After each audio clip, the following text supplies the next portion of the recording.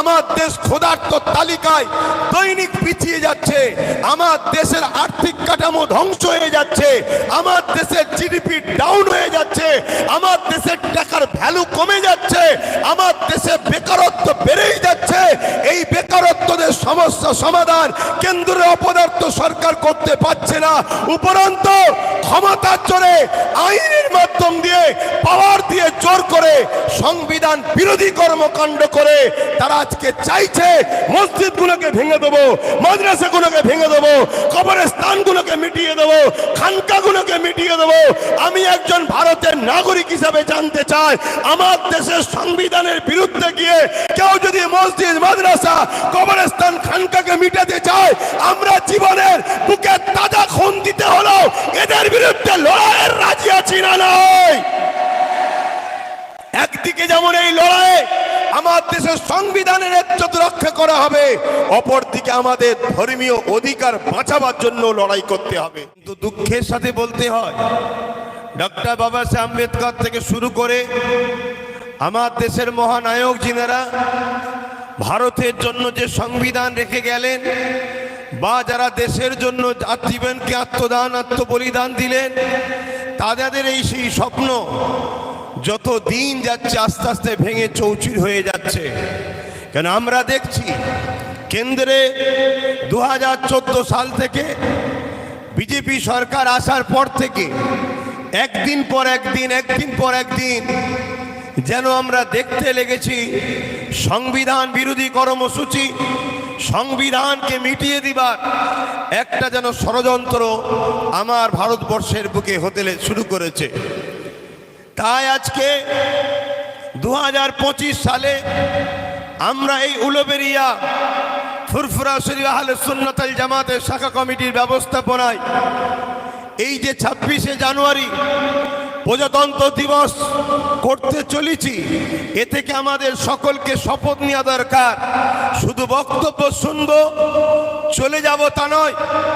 একদিকে যেমন আমাদেরকে আগামী দিন সংবিধানকে বাঁচাবার জন্য লড়াই করতে হবে, সাথে সাথে দেশকে যারা স্বাধীন করে আমাদের কাছে তুলে দিয়ে গেছে সেই দেশকে সার্বভৌমত্বকে নিরাপদে রাখার জন্য আমাদেরকে অঙ্গীকারবদ্ধ হতে হবে।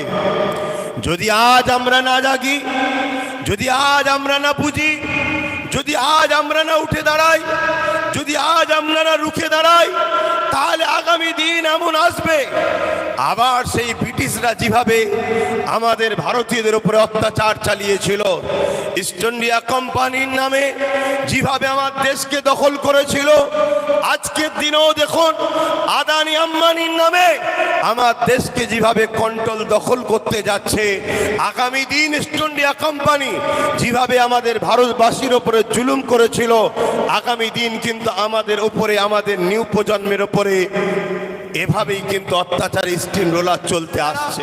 আমরা আমাদের আস্থা, আমাদের বিশ্বাস, আমাদের কালচার, আমাদের রীতিনীতি, আমরা আমাদের ধর্মীয় স্বাধীনতা নিজেদের আস্থা বিশ্বাসের উপরে করব আমরা। কিন্তু দিনের শেষে আমরা সবাই ভারতীয়, আমাদের সকলকে ঐক্যবদ্ধ হয়ে বাঁচাতে হবে। ভারত একটা গাছ, বুঝাবার জন্য বলছি, এই গাছের অনেক শিকড় আছে।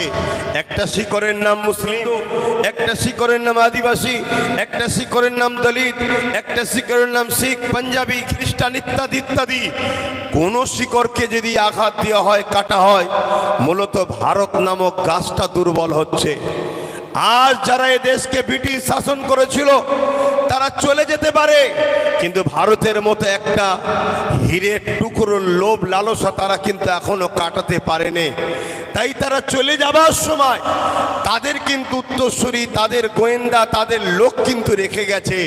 তারা দীর্ঘ বছর ধরে আস্তে আস্তে তিলে তিলে তৈরি হচ্ছে, যাতে করে আগামী দিন এই গণতান্ত্রিক সংবিধান, সর্বধর্মের মানুষের নিরাপত্তা দেওয়া সংবিধান, আমার দেশের যে ধর্ম নিরপেক্ষতার কাঠামো, এগুলোকে ভেঙে দিয়ে হিন্দুত্ববাদী রাষ্ট্র তৈরি করার একটা পরিকল্পনার মধ্যে দিয়ে মূলত আমার দেশকে এরা টুকরো টুকরো করার একটা পরিকল্পনা করতে চাইছে।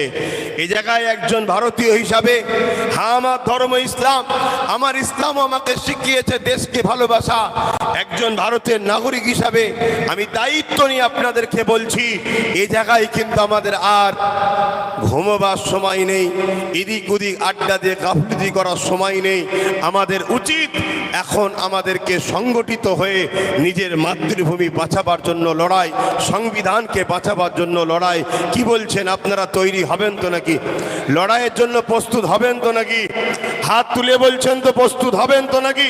কেন বহুত মানুষের রক্তের বিনিময়ে টন টন উলামাদেরও রক্ত আব্দুল আজিজ মুহাদ্দিস দেহলভী রহমাতুল্লাহ আলাইহি তিনি আওয়াজ দিয়েছিলেন, চলো ব্রিটিশদের বিরুদ্ধে লড়াই করা ফরজ। সেই সময় উলামারা ঝাঁপিয়ে পড়েছিলেন। শুধু দিল্লির জমিনে হাজার হাজার হাফেজে কোরআন আলেমে দ্বীনকে গাছের মধ্যে টাঙিয়ে ফাঁসি দিয়ে খুন করেছে এই ব্রিটিশ গভর্নমেন্টরা।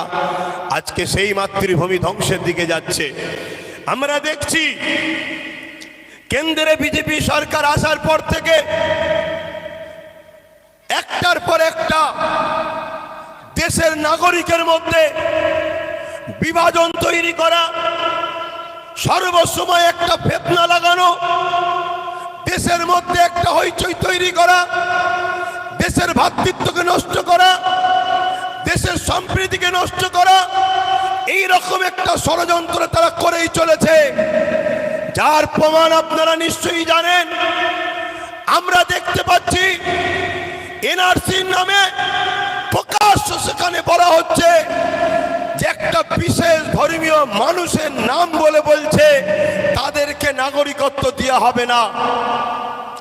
যদি কেউ বিদেশ থেকে ভারতে এসে নাগরিক পায়, যেমন অন্য ধর্ম তার বিশ্বাস, সে যেমন নাগরিকত্ব পাবে, ঠিক তেমনি সবাইকে নাগরিকত্ব দেওয়া দরকার। এটাই হবে দেশের গণতন্ত্র।